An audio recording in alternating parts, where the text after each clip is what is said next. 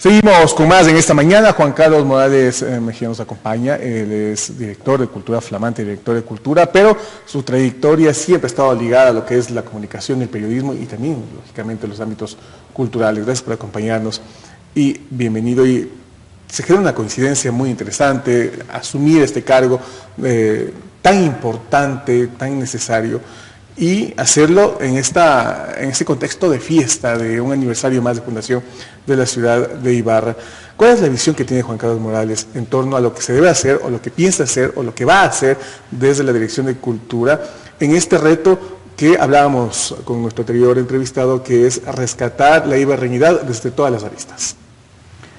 Bueno, más allá de rescatar la ibarreñidad, porque a veces es un lenguaje medio romántico, ¿no? O sea, ¿qué es la ibarreñidad? ¿Qué es la otavaleñidad o la quiteñidad?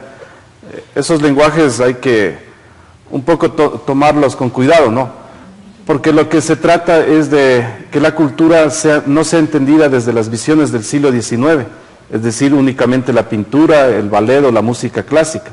La cultura es, por ejemplo, la señora que guarda los saberes de las plantas medicinales en el mercado Amazonas, así como la gente de Azaya o de Priorato, del Pachaque, que baila hip hop, ¿no? O también el trío colonial. Entonces hay que entender la cultura como un hecho mucho más amplio, no solamente de los artistas, no, sino de la esencia misma de una comunidad, cómo ella se expresa.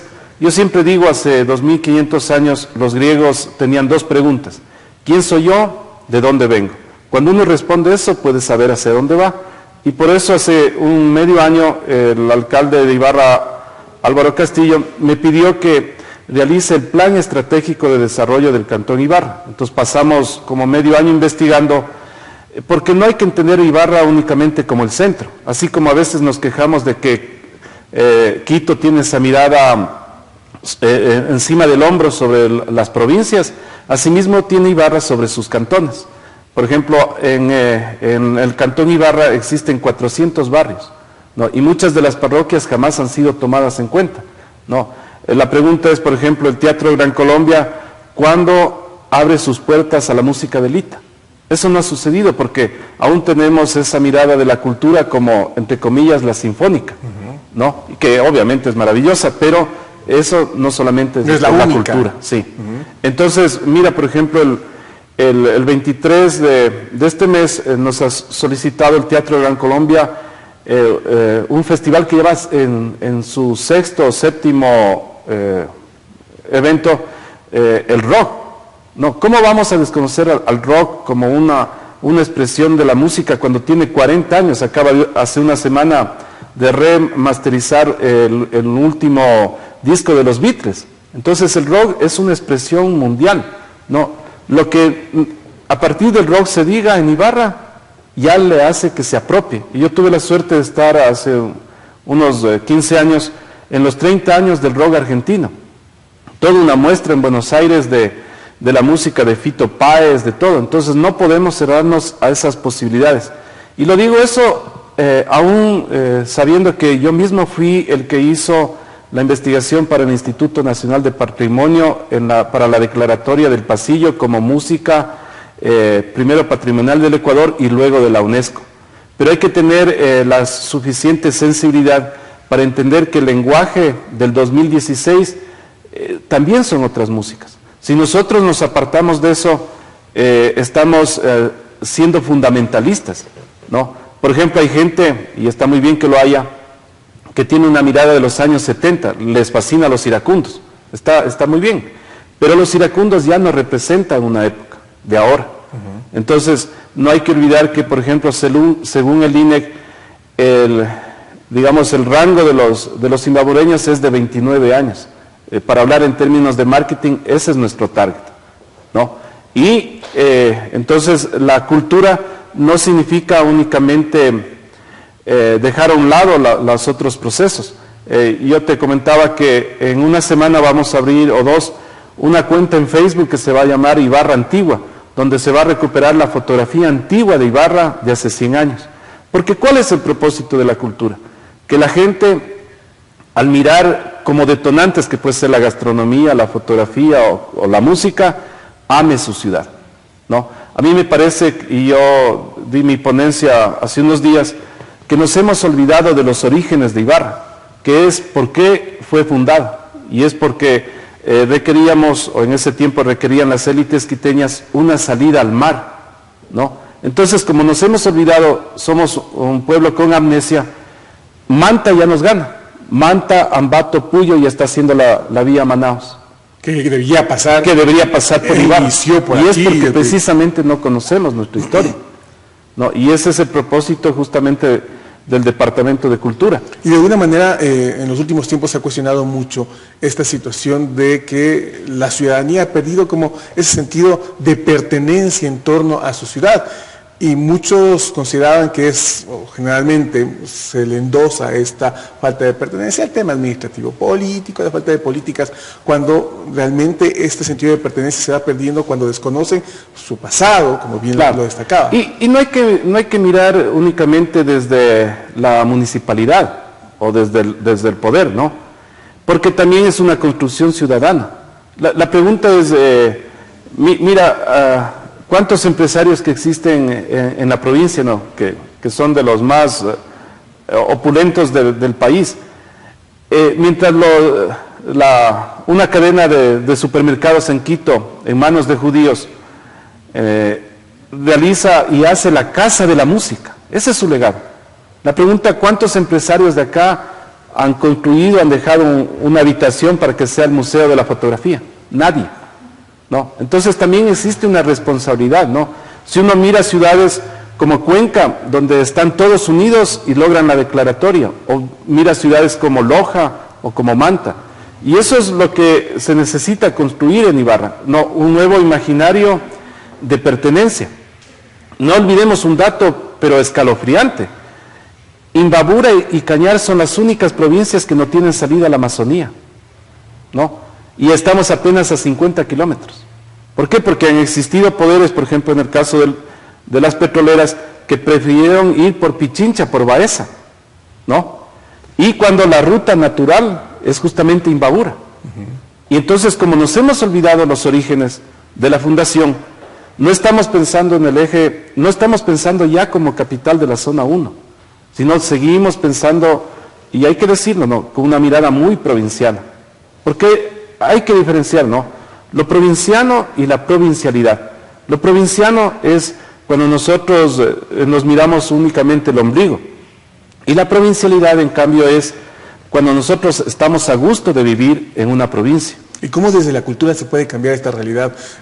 Recientemente fue integrado como miembro de número a la Academia de Historia, Academia Nacional de Historia, y la ponencia lo destacaba, fue precisamente esto, esta necesidad de recuperar la idea de para qué se fundó Ibarra y qué se ha hecho de alguna manera hasta para cumplir esa situación. ¿Qué se puede hacer desde la cultura para recuperar este sentido que se está perdiendo? Bueno, precisamente la cultura permite eso, es un entramado que nos da sentido, ¿no? Entonces, por ejemplo, con proyectos como la recuperación de la fotografía, vamos a tener un proyecto muy lindo, por ejemplo, para octubre, ¿no? Mira, hay 500, la última paseo en bicicleta, hubo 500 personas. Entonces estoy conversando con esos colectivos para ver si hacemos una gincana en los sitios históricos de Ibarra. En vez de hacer una gincana, no sé, que busquen un globo, van a buscar los datos curiosos de la ciudad. Entonces también hay un proyecto para la investigación de las huequitas de Ibarra, porque eso también es la cultura. Yo tuve la suerte de estar en el Museo de Arte Contemporáneo en Quito cuando se presentó el libro de las huecas de Quito. Y es lindo porque uno puede trazar como un mapa todas estas comidas que a lo largo de años, ¿no? Por ejemplo, las empanadas de morocho, que en verdad nacieron como una suerte de olvido, que se olvidaron una vasija y luego empezaron a hacer empanadas de morocho. Y claro, cuando uno va a Quito al estadio y todo, cree que esas son las empanadas de morocho, pero cuando uno compara la delicadeza de las que se hacen acá, no hay comparación, ¿ya? Y entonces así se construyen las identidades, ¿no? Yo no soy partidario y pese a que obviamente estoy muy vinculado a la parte de los artistas y todo, pero creo que es la ciudadanía la que debe en definitiva apropiarse de de estos imaginarios que se construye Ibarra. Hay grupos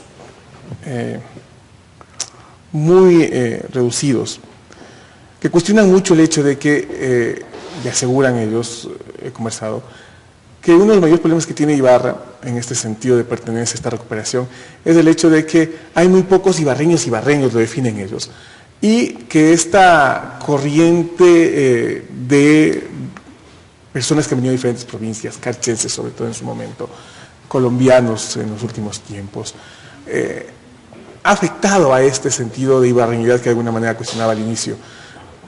¿Cuán cierto es desde el punto de vista cultural y social este tipo de afirmaciones? Bueno, son visiones retrógradas, románticas, chauvinistas.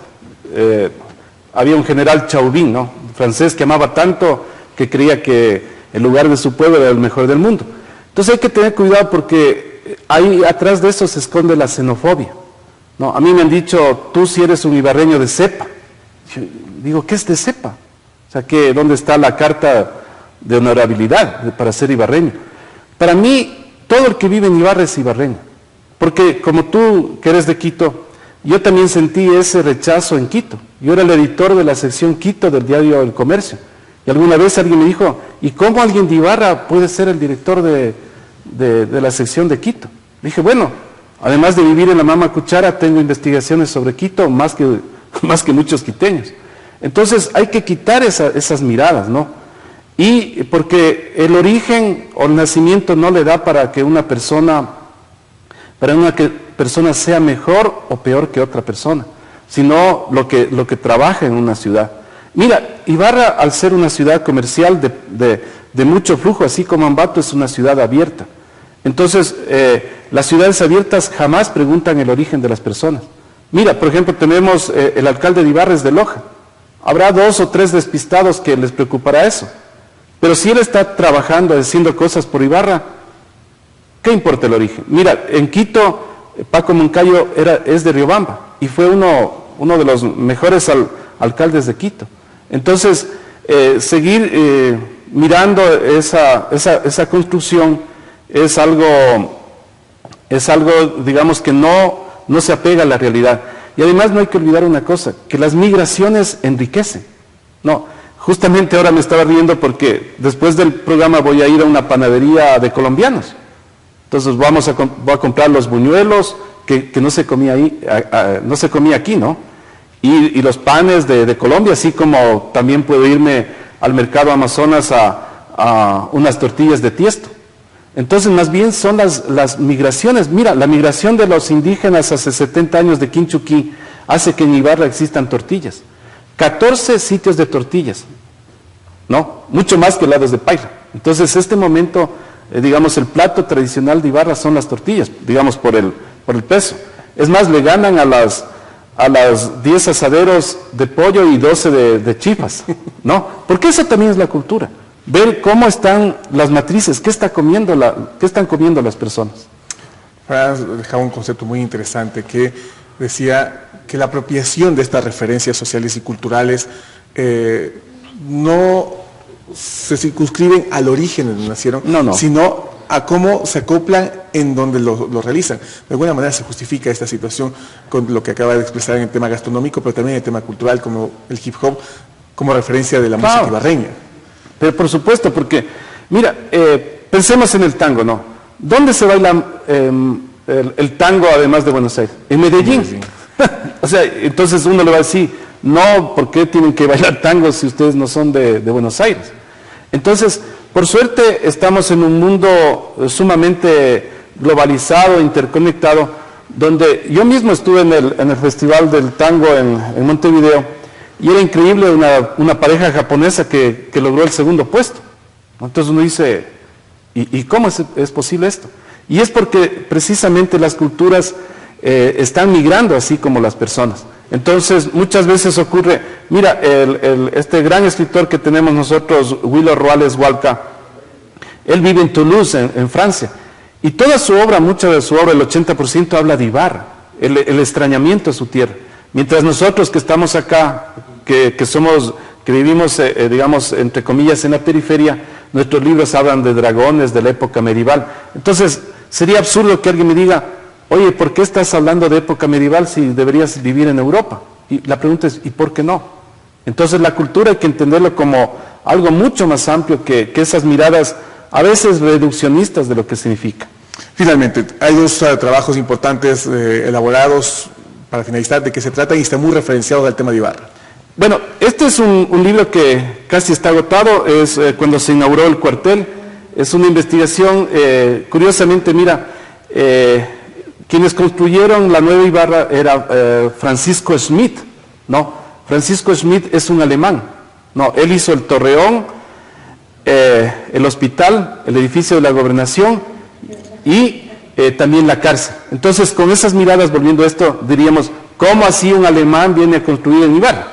Y son elementos referenciales de arquitectura. Por supuesto. Y además, nada más que era un alemán, sino que también construyó el Teatro Sucre, el edificio de los más hermosos del país.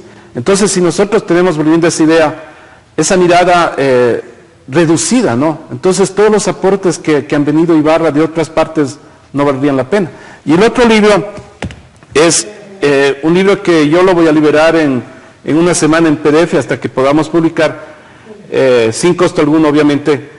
Es la historia de la historia de Ibarra.